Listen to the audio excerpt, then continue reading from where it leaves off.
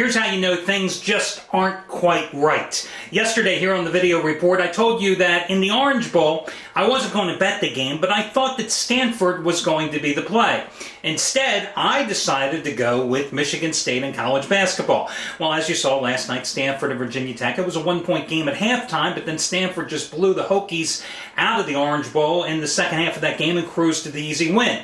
Meanwhile, the game I bet on, of course, Michigan State, looked real nice. Spartans up 13 points, going late in the game with about 5 minutes or so to go in the contest. And then suddenly, Northwestern, the home dog, starts coming back. And suddenly it's a one-point game with Michigan State's guard, Kalin Lucas, at the free throw line. He misses a free throw. Thank goodness one of his teammates gets it, puts it back, gets to 2 points with 12 seconds to play. Final margin of victory, Michigan State wins by 3, laying 2 to 2.5 points. So I got the win, but of course I could have been sitting there, late in that Michigan State game thinking to myself, damn, Stanford was certainly a far easier play.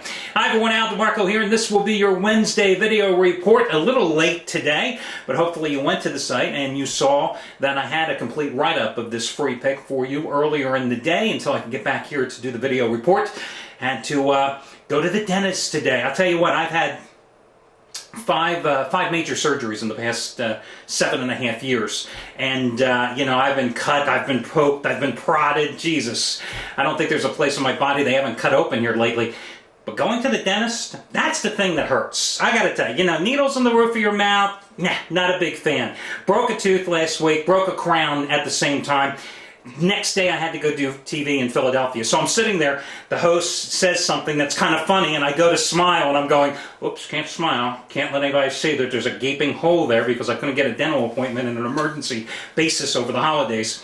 So, nicely fixed, but damn, those needles do hurt. Anyway, let's get busy here.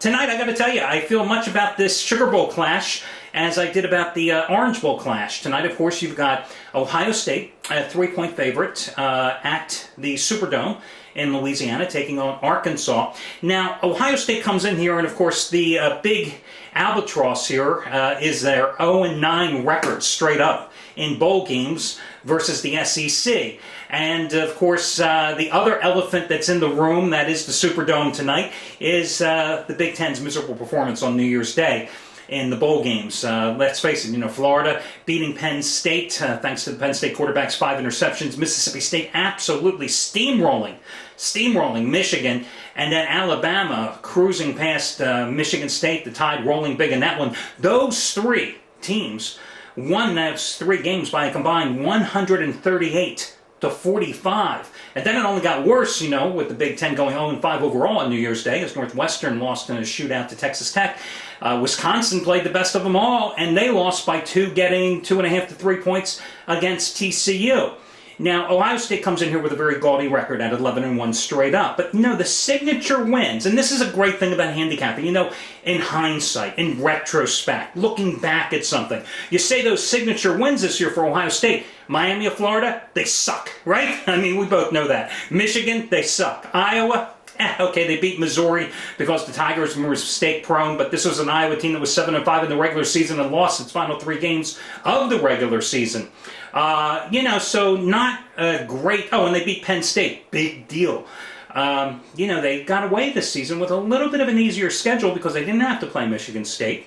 And their toughest foe, Wisconsin, their only loss, they lost by 13 points in that one. Arkansas closed the season strong with 6 consecutive wins to cap a 10-2 season. They went to Starkville. It was a tough game. It was an overtime contest, but they beat Mississippi State. And then, of course, they beat LSU at home to cap that 10-2 season. Quarterback by Ryan Mallett. And, I mean, what more can you say about this guy? Last year he threw for 3,624 yards and 30 touchdowns. This year, encore, he really struggled. He threw for 3,592 yards and the same 30 touchdowns.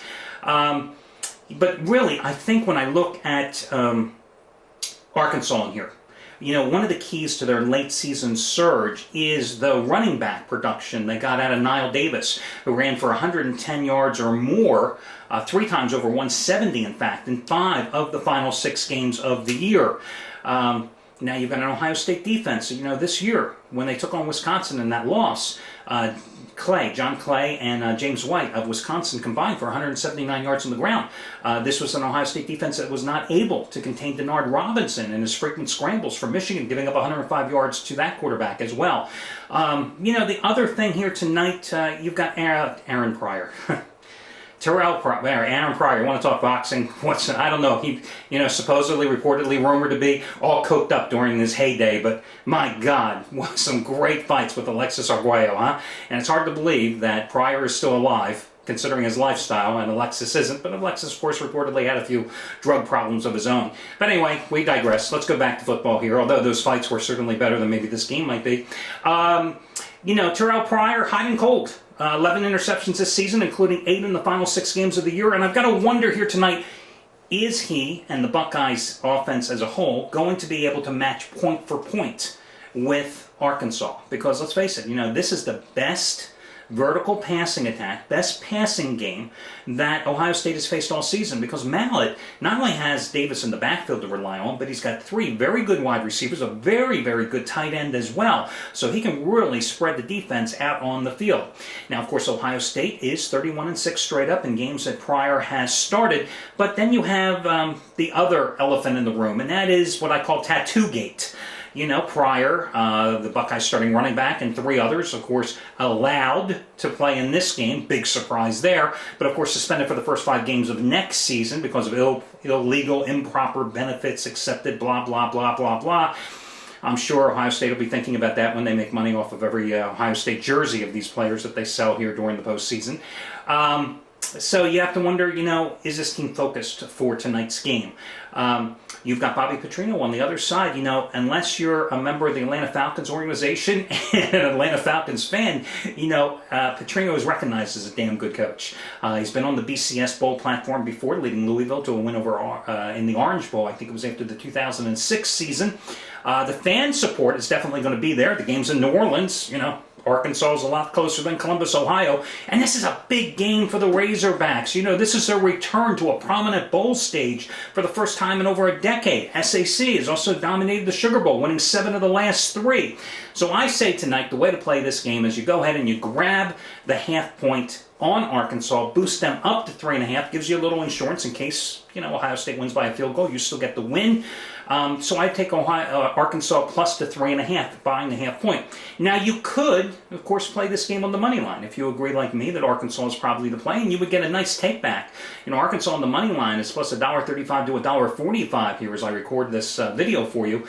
But I don't think, personally, that's the wise investment strategy, because this could be a field goal game, because Arkansas definitely has a few defensive holes as well, and I do think Ohio State will put some points on the board. So, again, I lean toward Arkansas plus the points in this one. Also, hey, quick before I go, got to tell you, Steven Nover, congratulations to the guy. He did it again last night. 75-dime winner on Stanford.